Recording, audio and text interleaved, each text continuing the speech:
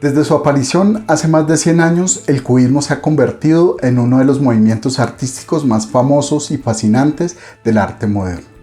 El cubismo está estrechamente relacionado con artistas icónicos como Pablo Picasso, cuya interpretación vanguardista hacia temas cotidianos cambió por completo el rumbo de la historia del arte.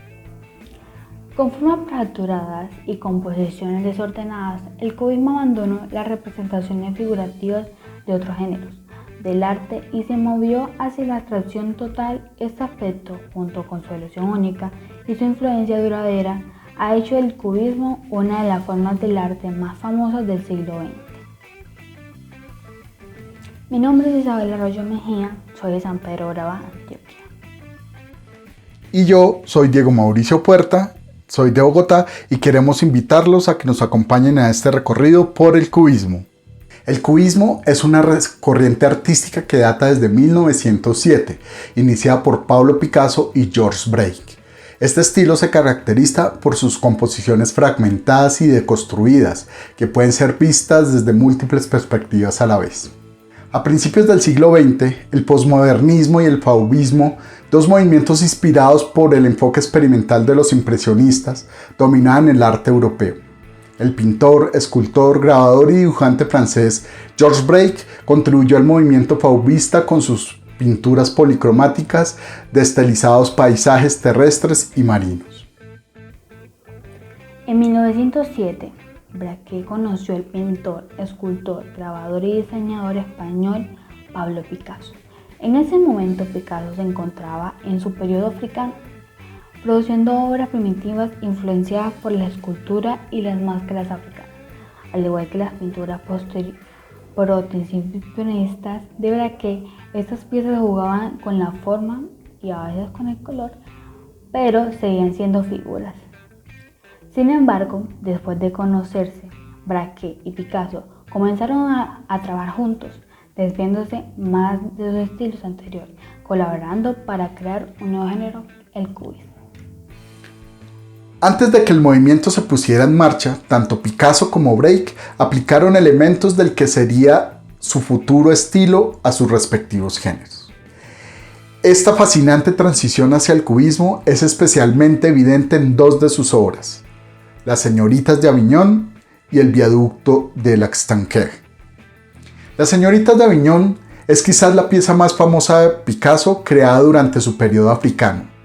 Hecha en 1907, esta pintura fue creada en una época entre el primitivismo y el cubismo, como lo demuestran los rostros enmascarados de las figuras y la fragmentación de la composición. El viaducto de l'Extanquer muestra el interés de Braque por jugar con la perspectiva y romper los temas en forma geométrica, dos rasgos clave del cubismo. El cubismo representa la realidad mediante el empleo dominante de elementos geométricos, resultados del análisis y la síntesis. Los objetos no se representan como son o como se ven, sino como han sido concebidos por la mente, que los deconstruye en sus formas geométricas esenciales, orientando la atención del lenguaje plástico a la observación y el análisis. Comprendamos cómo lo hace.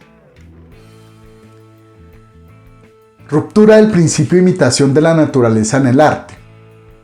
A diferencia de los movimientos predecesores, el cubismo se distancia abiertamente de la representación naturalista, es decir, del principio de imitación de la naturaleza como objetivo final del arte. Esto lo convierte en el primer movimiento vanguardista propiamente dicho. El cubismo da un paso más allá al distanciarse incluso de la idea de la representación de la naturaleza según los modos de la percepción de la vista y la emoción. Así es como logra una deconstrucción plástica por la vía analítica, logrando crear en el cuadro una realidad propia, independiente de cualquier referente y de cualquier intento por lograr la verosimilitud. Una vez que no se interesa la imitación de la naturaleza o de los modos de la percepción óptica, el cubismo no se interesa en el claroscuro y en la perspectiva, elementos plásticos al servicio del principio de la verosimilitud. Superposición de planos. El cubismo juxtapone diferentes planos en un solo. La síntesis se hace total, a tiempo que sintetiza las figuras a su mínima expresión geométrica, sintetiza también en un solo plano los diferentes puntos de vista del objeto. Incorporación de técnicas no pictóricas. Además de usar la pintura al óleo y otras técnicas habituales, los cubistas fueron los primeros en incorporar técnicas no pictóricas al introducir el collage, es decir, el uso de materiales diversos adosados por la superficie del lienzo. Predominio de la forma sobre el fondo. En el cubismo, el análisis visual y los elementos plásticos en sí mismos tienen el protagonismo. Por ello, no se sienten obligados a representar temas trascendentes, sino que la cotidianidad se vuelve causa de inspiración para poder desarrollar un concepto.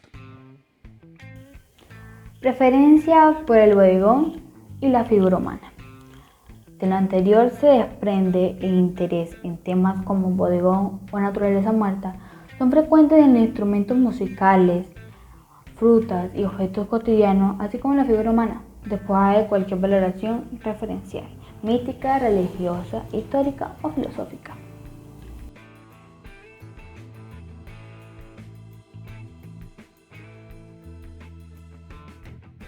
Pablo Picasso estudió en la Real Academia de Bellas Artes en San Fernando, en Madrid, hasta que en 1900 se trasladó a París, donde estudió y pasó la mayor parte de su vida. Se le atribuye la creación del cubismo a partir del lienzo de las señoritas de Aviñón en 1907. En su edad madura, fue aproximándose una vez más al figurativismo.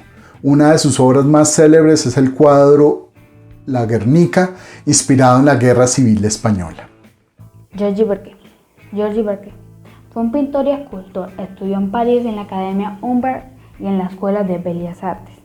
Tras conocer a Picasso y su cuadro Las señoritas de Aviñón, su obra dio un giro y trabajó de codo a codo con el pintor malagueño, desarrollando el máximo potencial del movimiento cubista. Fue creador del collage. Juan Gris. Su nombre verdadero era José Victoriano González Pérez. Fue pintor e ilustrador.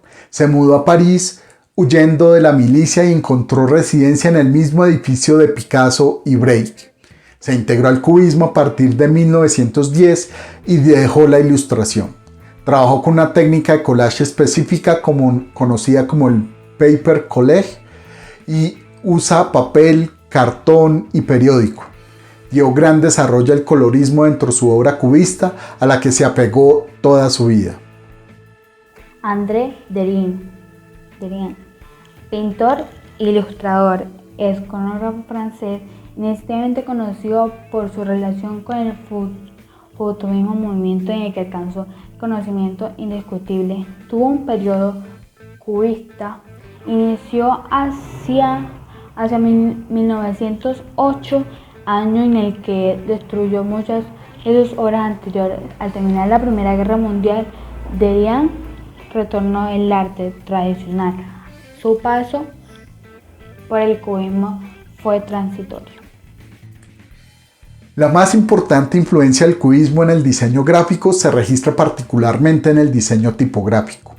Esto fue posible mediante la invención del collage y la integración de la tipografía al arte, lo que además de producir un efecto formal, logró nuevas significaciones a través de la asociación de ideas.